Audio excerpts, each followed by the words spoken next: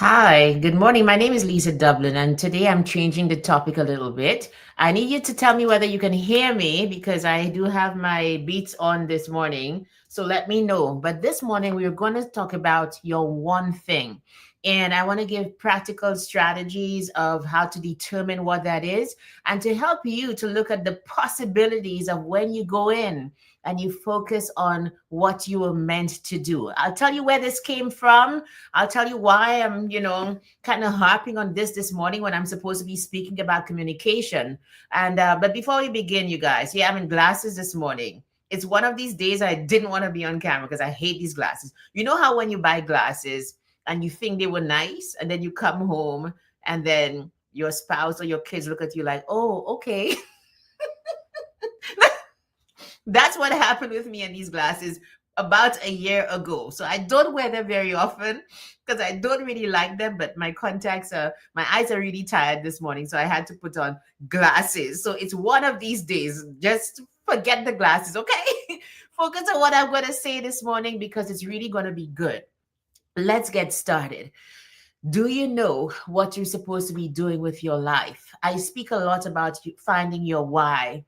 And I speak a lot about, that your gifts and your skills, plus your big reason for wanting to do something, that is your why. Can somebody tell me if you can hear me this morning? Let me just make sure. All right. Yeah, I think it's there. And it's actually sounding a little better. You guys tell me whether you can hear me okay. And where's this coming from? Why am I changing the topic this morning? Well, one of my favorite podcasters and coaches, she basically hung up her hat this morning with her very last podcast she said for a while. And it was oh my gosh, such an illuminating podcast that it brought me all the way back to what am I doing? What are we doing, you as my audience? And have we figured out the one thing we want to sink our teeth into for the rest of our lives? And if we have, are we actively pursuing it or making steps to do that? And that's a topic this morning. Let me set the stage for you. So, one of the coaches who I follow very closely, her name is Brooke Castillo. And in many ways, for many of us, she's like the mother of life coaching. Developed her own system, which I use in my coaching, that model of CTFAR, that your circumstance determines your thoughts determine your feelings determine your actions, and it is from those actions that you get results. So that you can have the same circumstance, and if you change the thought about it, you can literally get a different result. I've proven it in my own life, and I use it with my clients. The CTFAR model works in many instances. Okay. This morning, episode number 531. This podcast is 531 or something like that, 530 or something like that. She said it's going to be her last. And she was just going back and pointing to all the ways in which she had developed a body of work over the years.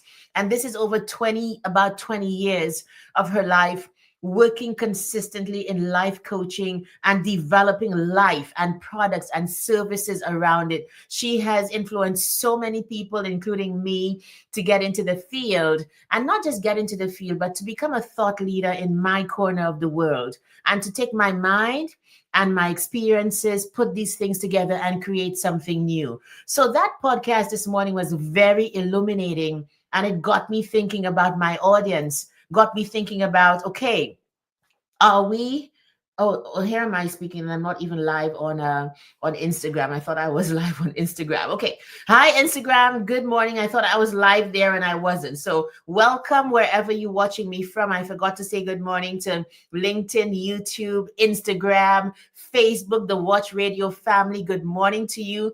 Please let me know if you can hear me.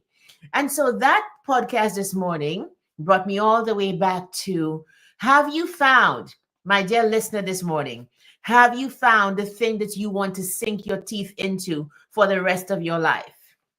Is it speaking? Is it writing? Is it drawing? Is it selling? What is it? Is it training? Is it human resource management? Is it parenting? Is it homeschooling? Is it accounting? Is it diplomacy? You know what? I'm just going through my list of clients. Is it tourism? Oh my goodness. Have you found a thing that you want to sink your teeth into for the rest of your life? And perhaps you are hesitant to answer because you're thinking of the next question. What next do I do if I've found it? Right? I answer all the time the question of, like, how do you find it? And just perhaps, I think I do have videos on YouTube that point to when I did Find Your Why. You can just go Google it, Find Your Why, go subscribe to Basement Chronicles, because in the new year, too, I'll be doing a lot of training on finding your why and what's your calling, that kind of thing. So you want to stay around. You really want to stay around, okay? So that was the question this morning. And in terms of finding your big why, finding your calling, one good place to start is always the question, what is easy for me to do and difficult for others? That question perhaps takes care of 50% of what you're supposed to be doing with your life. Because they always say, this guy, I think I got his name right, Alex Hormozy, I think he says, go where you have an unfair advantage. Many times, where you have an unfair advantage is where you have a natural talent, you have a natural gift, right? That's where you have the unfair advantage. So you start there.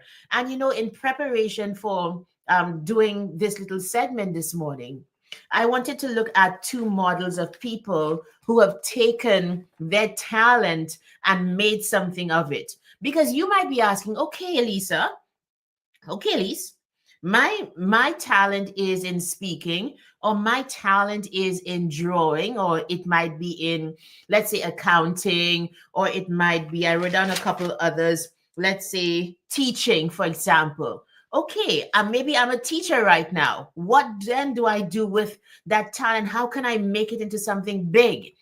I would like to go to somebody who we all know very well. Do you know about TD Jakes? We then are going, if you're not into the whole spiritual thing, we are also going to look at Oprah Winfrey as another example of somebody who has taken a talent and made an empire out of it. And I will show you how it is possible for you to do the same thing. And I think when we look at TD Jakes, and do you know who he is? He's the senior pastor of the Potter's House, well known for Woman Thou Art Loosed. That was so many years ago. It has given way to, is it Evolve, with his daughter right now? And many books, sermons. He's like a stalwart, albeit a kind of controversial one these days.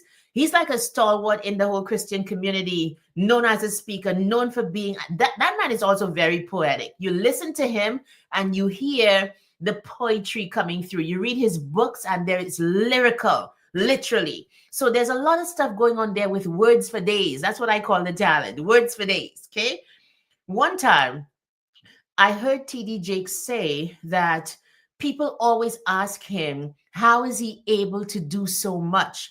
The books, the conferences, the preaching, the coaching, the interviews, all of the things. And do you know what he said? He said, if people realize everything is around his communication. Can you guys hear me okay? Everything is around communication. That's what he said. Everything that he does is around communication. So I took just a cursory look at the things that he does. And I want to present the concept of taking your talent in the first instance and trying to look at it as a family, right? So let's say it's an extended family.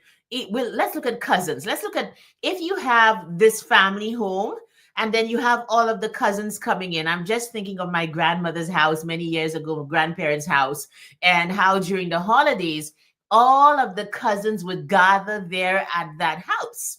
And so I always have the concept in my head of, when you've got a talent, when you've got a thing that you can do well, then you have to think of the cousins, the things that are related to that talent that can make money for you, or that can make a living for you, or that you can do. So you still will be sinking your teeth into that thing for the rest of your life, but it's just that it is going to be just going to be put out in different forms. TD Jake says that his talent is communication. I believe him. Do you? What do you think?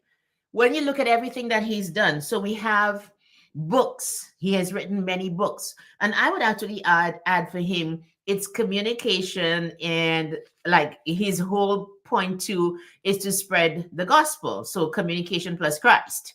So those two things, his gift is communication, his why is Christ, to spread the gospel, to tell people about Jesus Christ. What comes out of that calling? All of these cousins, are you ready? There are books, there are conferences, there are sermons. He does coaching. He does specials on TV. He's in television programs and movies and all sorts of specials. Sometimes he does interviews on the news to kind of answer to any issue that affects the Black community or something that's going on. He's looked at as that kind of heavyweight. Another thing that I know he does, there's also a school of divinity that, again, communication, again, that prowess with words and being able to get a message out.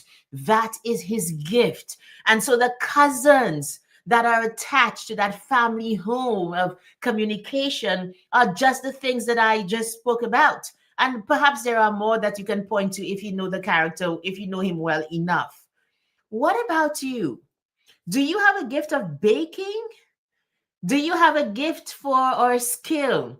Right? A skill is something that you've honed that comes well naturally to you now, but it wasn't something you were born with, like speaking or drawing, whatever, but it's a skill that you've honed over a profession that you have entered and that you're good at. And you're wondering, this is my gift. What can I do with it? Listen, there are many things that you can do. There are many things that you can do. Let's say it is baking. So what will you bake? Where can you put is it baked goods? I remember just thinking about that. I recently heard, I think, was it those of you who are from the Caribbean, everybody knows Kiss Bakery, Kiss Goods, baked goods from Trinidad, I think it is. I remember when they came out when I was still at university there in the 90s. And they started with like a 2 cake thing. Oh my gosh, it was delicious. There was cream in the middle. Oh my goodness. And what they did, took that prowess with baking, and Kiss has so many products now, so many different things. I recently heard an ad where so I haven't seen it, but I think they now do what do you call it? They now do gluten-free as well. So they're now doing cakes that don't have any flour to cater to those people who are they have all of the allergies and so on. So that is somebody taking a gift and then progressively doing the products. Is that you? Can you do that with your own gift or your own skill? It's very important that we are able to actually take our talents and take our skills and turn them into something very viable. Now, this concept of I take the gift, I take the talent, I take those skills that I've got, and I then begin to develop things around it. Look at Oprah. What do you know about Oprah? Again, Oprah too is the gift of communication, the gift of the gab, the gift of words. What did she do with it? TV shows, okay? Books. I think Oprah has a book or two, right? Then there's another thing that she took that's added to her special quality, which is her ability to connect with people. And how did she leverage that? Then she's like, okay, I'm good at connecting people. Let me interview people. Let me have a TV show. So all of these people she still interviews, even though she's off like the mainstream TV. She now has her own network. Of course, she paired all of these skills, I think, with a very acute, a very great sense of business savvy. Like, oh my gosh, to be able to build the billion-dollar empire that she now has. What are the cousins all around the things that she does? She has the TV studio. She's doing this. She's doing that. You can go research her if you're under a rock and you don't know who Oprah Winfrey is. Oh my gosh. But let's bring it back to your level. And the first thing that I want to note about both those people that I looked at, you know who else we can look at? Michael Jordan. His thing is basketball. Out of basketball come the shoes. And I mean, this guy just stayed where he was good. And that is one of the things I think we need to kind of look at for ourselves. You stay where you make the most sense. And if you can't find in making the most sense to yourself, you can find a thing in its raw form that would appeal to other people, that solves a pain point, you've just got some work to do. The question is, how can I apply my gift or my talent to help mankind?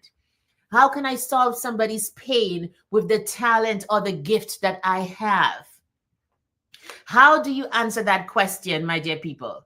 That I think is what we're supposed to look at. How do you answer the question? How do I solve the problem of somebody's problem with the gifts and the talents and the skills that I have? The minute you can answer that question is when you see you have a business, when you have something that you can sink your teeth into for the rest of your life. Okay. So that's very important. I just want to make sure of something. Give me a second. Thank you. And okay, all right, it's working. Let me just see. So, have you figured that out? Take some time. I like to take this skill when I work with clients. Take your skills and your talents, like just do a little mind map, put it in the middle of a page, and then just brainstorm with all the ways that you can find the cousins, the relations to that talent, to that gift, to that skill. And then by process of elimination, brainstorming, discussing, that kind of thing, you will hop upon a thing that you can do in this world and sink your teeth into for the rest of your life. I heard Brooke this morning and I was like, oh my goodness, this is what I want to do. What when you want to speak about a body of work, is it AI? For me, it's now becoming like intellectually, I'm very interested in that intersection of AI and coaching. So that's that side of it. But there's also the side of the very visceral side of coaching helps. I was coaching a client recently, and her question that she came with was, we wanted to look back at what had happened in the year to see all of the achievements and to see whether we could, what are we going to do in the new year basically, and recognize that with the coaching, alongside coaching, she had been able to do so much. Of course, being the perfectionist, certain things were like, oh my gosh, I haven't done this. I was like, no, look at all of those wins. Look at all of the things that you've started, most you've completed, the things you've put in place, the strategic decisions that you've made. It's time for you to just relax and to say, hey, I've done good work this year, and to just double down on what you did well and to put things in place to do what didn't quite work, tweak it a little bit to do better in 2025. So there's that side of coaching where I'm just like, sink my teeth into helping people. Like, how can I help you to accomplish your goal? Then there's also another side in terms of, hi, Sarah, how are you? Or Grace, Sarah, how are you doing? There's also the other side of, at that intellectual level, where is coaching going? What does it mean for people like me, people of color? How can we leverage it even at a very basic level to make coaching something that is just the norm in our society? So again, I'm like looking at the cousins of coaching from different categories to see, what am I doing in terms of speaking, in terms of, oh my goodness. That's why I love podcasting. That's why I love podcasting, because when you podcast, you get the chance to figure out your own thoughts and to bring people along as you do. It's really your space as the podcaster to really just think about what you do and to process it in such a way that it's interesting and makes other people think even of their own journeys. Because listening to this woman this morning talking about her hanging up her hat, I saw opportunities, but more of it, I looked forward to the day when I could say, this is my body of work. And This is what I've sunk my teeth into for the betterment of obviously myself and my family, but ultimately the people who I serve, the people who I help, the professionals who I help to be able to marry personal and professional lives in such a way that you recognize that you do not have to choose between being happy personally and being happy professionally. Absolutely not. Absolutely not. That too many people, because of a lack of help and a lack of focus and strategic kind of assistance that comes in coaching, too many people find themselves having to sacrifice their personal lives, their relationships, their health, those areas that really, really matter and make a difference in how you show up professionally. Too many people end up just simply accepting that I cannot have both a successful professional life and a successful personal life. And I tend to agree. I tend to disagree. I tend to say absolutely not. One of my longest standing clients has said this to me. She said, as you go higher up the executive ladder, the thing that she's realized is contrary to popular belief that strong women are usually alone. She said, in her opinion, from what she's seeing when she looks across, a lot of very strong executive women do have supportive partners. And I remember reading this book, Lean In, by, oh my gosh, what is her name, you guys? Remind me of this lady's name who wrote Lean In again, Sarah somebody, right? I forgot, you guys know who she is. And she said the same thing, that contrary to popular belief, many strong women do have supportive partners. And I believe part of the reason a lot of women buy into the fact that you have to be successful and alone is because we buy into the myth that we can't have both of them. And I absolutely not.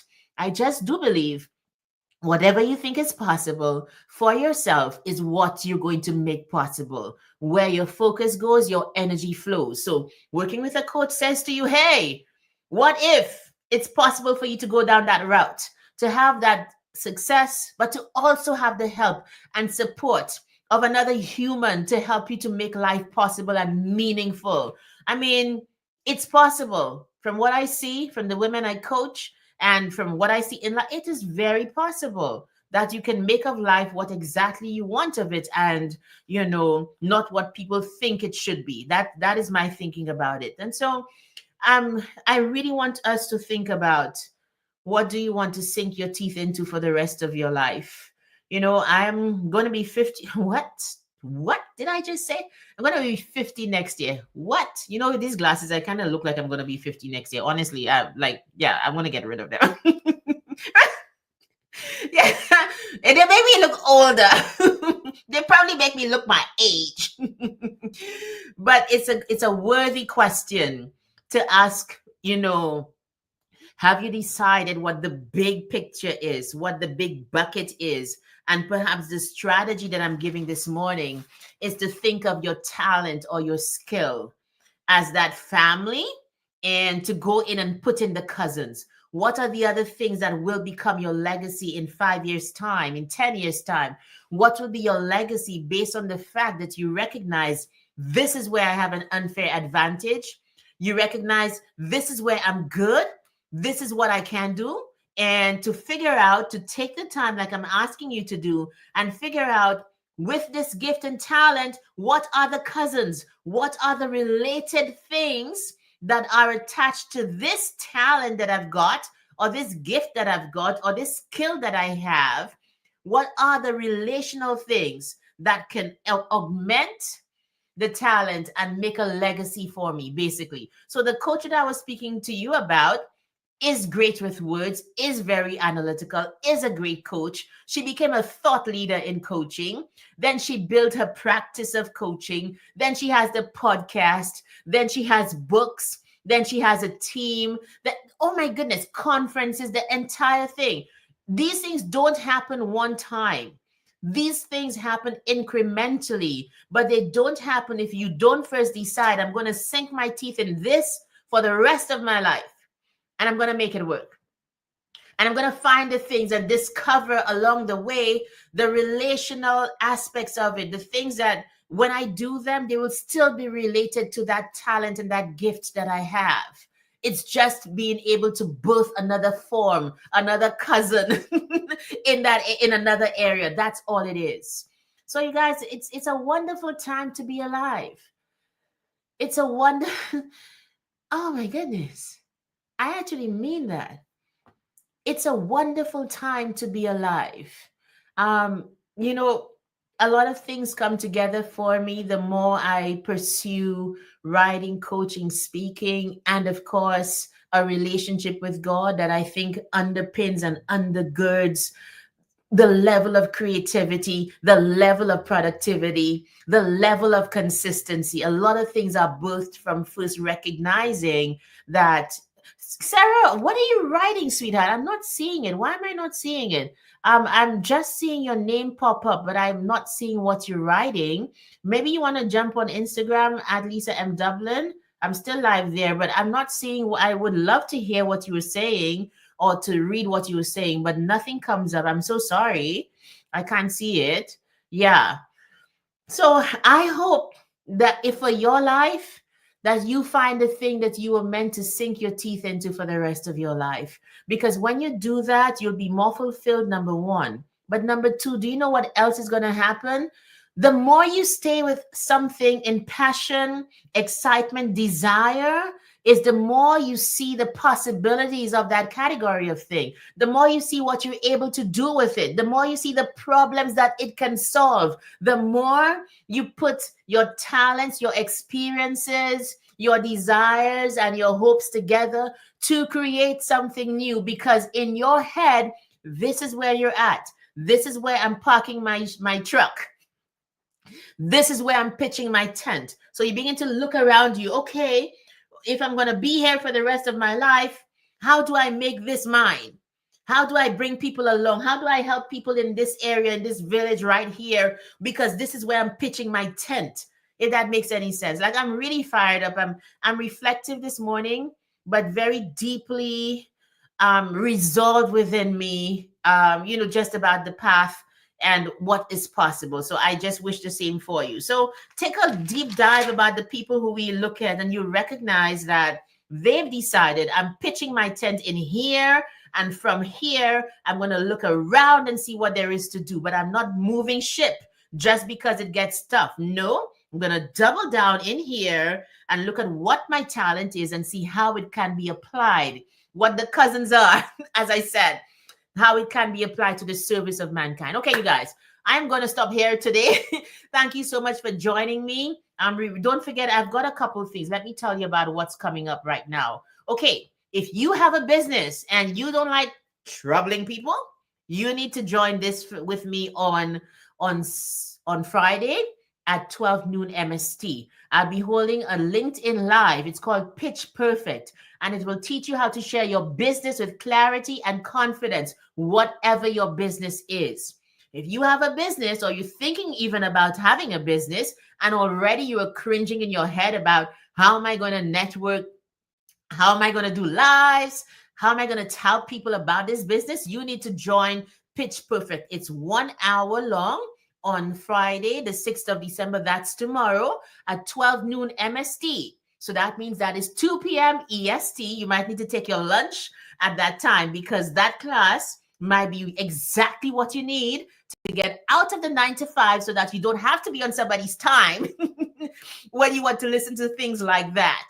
And I will teach you how to reframe a speaking situation about your business, not to think that you're going after people's money, but to look at how your business is of so much value to them that it will solve a problem for them. So why would you not want to tell them about it and help them out? Every business person who successfully markets the business answers the question in the client's mind: what is in it for me? We FM, it's called in the business. So join me tomorrow. Join me tomorrow, 12 p.m. MST, for Pitch Perfect. It's only going to be on LinkedIn, so it means you need to go follow me if you're listening to me anywhere else, Instagram, YouTube, or Facebook. Thank you, everybody. Have a wonderful day. And as I said, I wish for you that you find the thing that you were meant to sink your teeth into for the rest of your life. Thank you for listening, and I'll see you tomorrow. Bye. Take care.